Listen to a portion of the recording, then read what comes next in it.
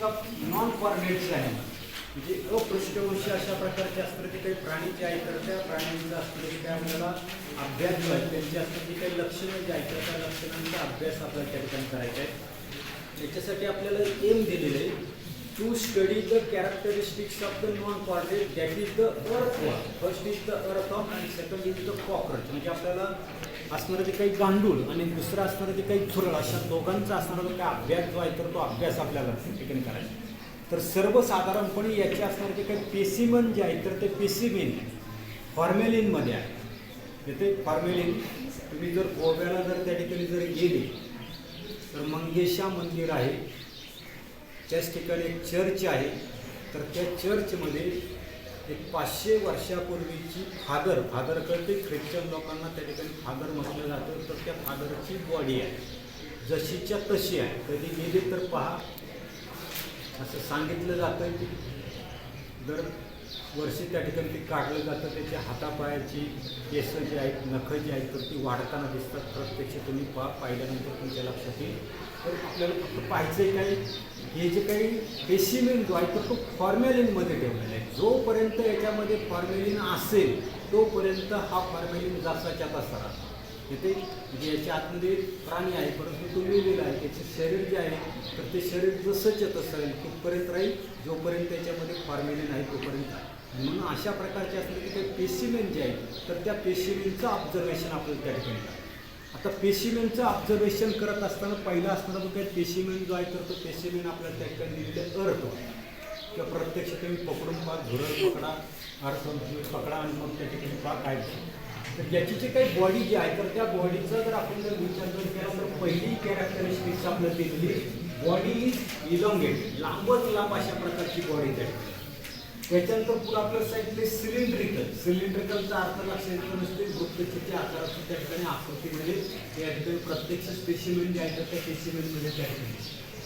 त्याच्यानंतर मॅटामेरिकली सेगमेंट याच्यामध्ये आपण जर पाहिले आता याच्यामध्ये काही प्रत्यक्ष दिसणार नाही परंतु तुमच्याकडे पुस्तकामध्ये किंवा त्या ठिकाणी प्रयोगवही जे आहे तर त्या प्रयोगवही तुम्हाला त्या ठिकाणी याची असणारी जी काही बॉडी जी आहे तर ते सेगमेंट आहे खंड आहे. आता सर्वसाधारणपणे किती खंड आहे तर ते आपल्याला पुढे केलेले पहा की there are about 100 to 225 segments in the body. याचे जे काही शरीर जे आहे तर ते शरीर सर्वसाधारणपणे 100 ते 125 अशा प्रकारचे असणारे जे काही छोटे छोटे अशा प्रकारचे जे काही सेगमेंट जे आहेत तर त्या सेगमेंटची कॅटेगरी बनते.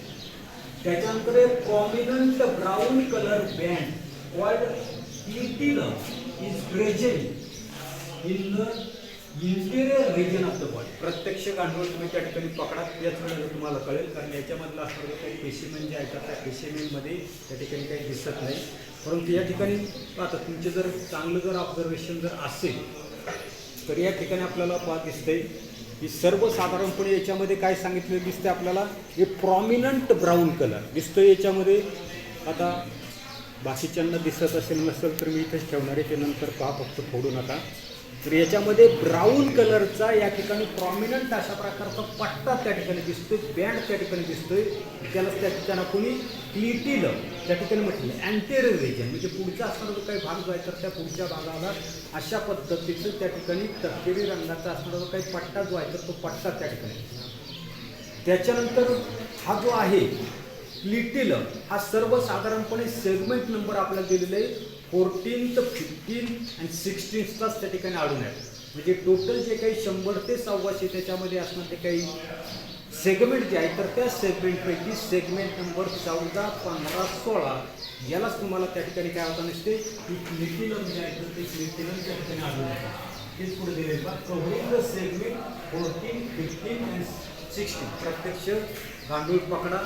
तुम्हाला 11वी 12वीला तुम्ही सायन्सला गेले तर तुम्हाला प्रॅक्टिकल करायचे झुरळ असेल उंदीर असेल बेडूक असेल याचं डिसेक्शन तुम्हाला त्या ठिकाणी करायचे. त्यावेळेला तुम्हाला त्या ठिकाणी ती पाहायला भेटेल किंवा प्रत्यक्ष तुम्हाला भेटलं छोटं गांडूळ पकडा मोठं काय पकडण्याच्या भानगडीत पडू नका. आणि त्याच्यामध्ये आपल्याला अशा पद्धतीचा स्प्लिटिंग जो आहे तो 14, 15 आणि 16व्या सेगमेंटला तुम्हाला त्या ठिकाणी सापडेल. त्याच्यानंतर पुढे माउथ अँड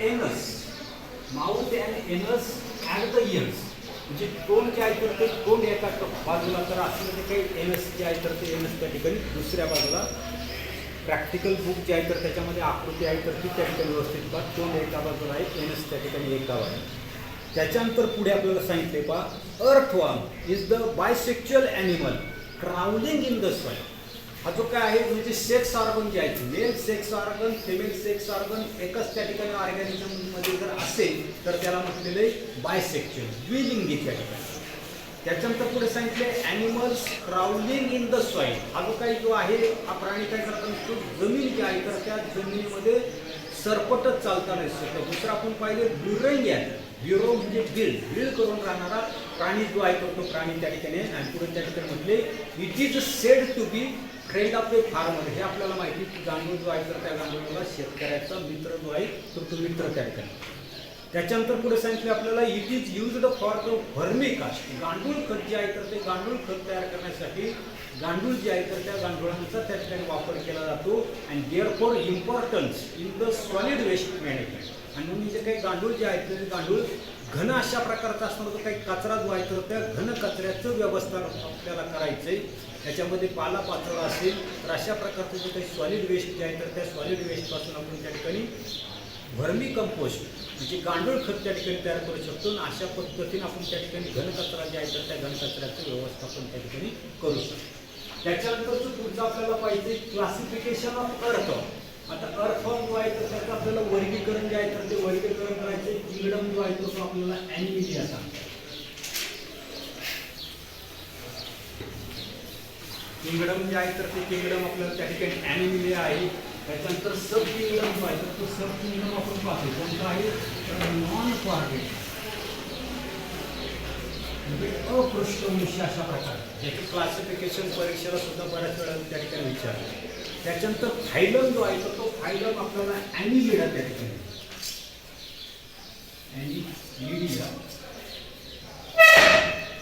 ॲनिलिडा म्हणजे काय फायलम जो आहे तो फायलम त्या ठिकाणी ॲनिलिडा आहे.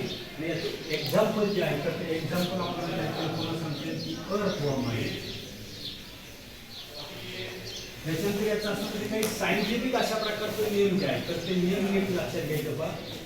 फिरेंटिमा नीट बा, फिरेंटिमा स्पेलिंगनुसार उच्चार करायचा. फिरेंटिमा. त्याच्यानंतर पोस्टुमा स्पेलिंग प्रमाणे उच्चार करा. आणि म्हणून फिरेंटिमा पोस्टुमा अशा प्रकारचं असणार जे काय अर्थवर्म जे आहे तर त्या अर्थवर्मचं असणार जे काही सायंटिफिक नेम जे आहे तर ते सायंटिफिक नेम आपल्याला अशा पद्धतीचं त्या ठिकाणी सांगा. प्रॅक्टिकलला लक्षात घ्यायचे. प्रॅक्टिकल आपल्याला याच्यामध्ये 2 स्पेसिमेन तुम्हाला त्या ठिकाणी असणार आहे. याचे असणार ते काही डायग्रॅम, त्याचं असणार ते काही ऑब्झर्वेशन आणि त्याचं असणार ते काही क्लासिफिकेशन जे आहे तर ते क्लासिफिकेशन प्रॅक्टिकलला त्या ठिकाणी लिहायचं आहे. त्याच्यानंतरचं दुसरं आपल्याला पाहायचं आहे तर त्या ठिकाणी पुढचं आहे तर आपल्याला कॉकरोच. आता कॉकरोच जो आहे तर कॉकरोचच्या बाबतीमध्ये काही सांगायची काही गरज नाही तरी पुन्हा ऐका बा काय सांगितलेले. The body is narrow. हा जो काही कॉकरोच जो आहे कॉकरोचचा जर आपल्या लक्षात येतं नसतं की जे काही कॉकरोच जे आहे तर त्या कॉकरोचची असणारी ती काही बॉडी जी आहे तर त्या बॉडीचा जर आपण जर विचार जर केला तर त्या ठिकाणी ती अरुंद आहे.